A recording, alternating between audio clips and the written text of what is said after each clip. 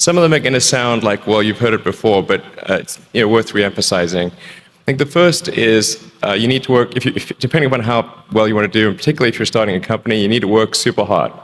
So what does super hard mean? Well, when my brother and I were starting our first company, instead of getting an apartment, we just rented a small office and we slept on the couch. And we showered at the YMCA, and we're so hot up we had just one computer. So the website was up during the day, and I was coding at night, 7 days a week, all the time. And I sort of briefly had a girlfriend in that period, and in order to be with me, she had to sleep in the office. So work hard, like every waking hour. That's the thing I would say particularly if you're starting a company. And I mean, if you do simple math, say like, okay, if somebody else is working 50 hours and you're working 100, you'll get twice as much done in the course of a year as the other company.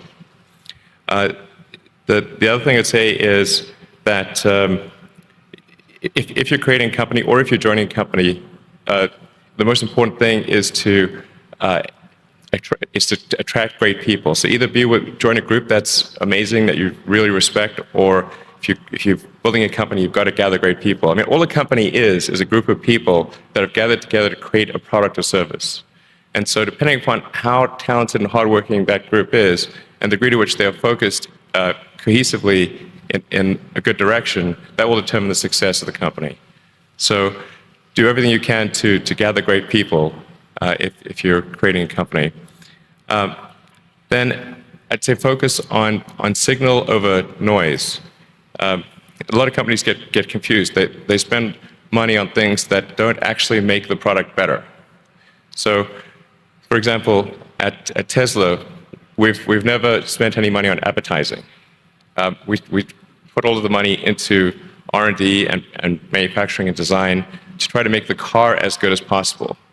I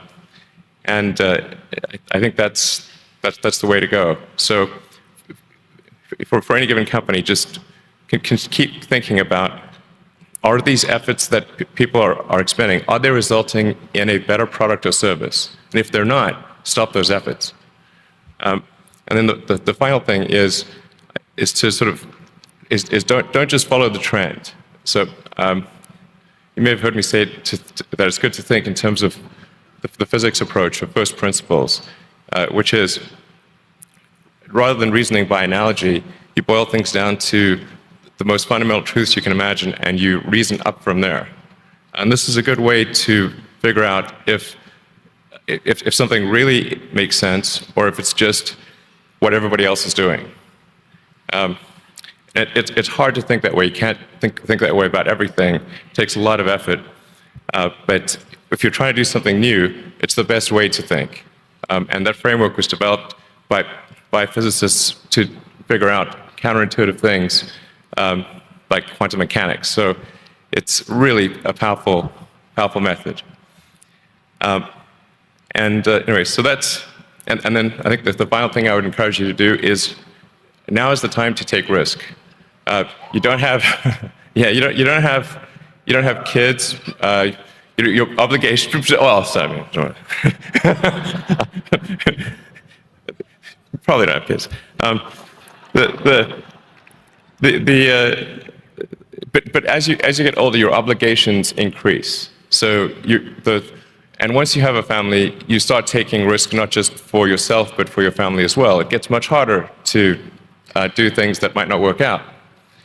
So now is the time to do that before you have those obligations. So I would encourage you to take risks now. Do something bold. You won't regret it. Thank you.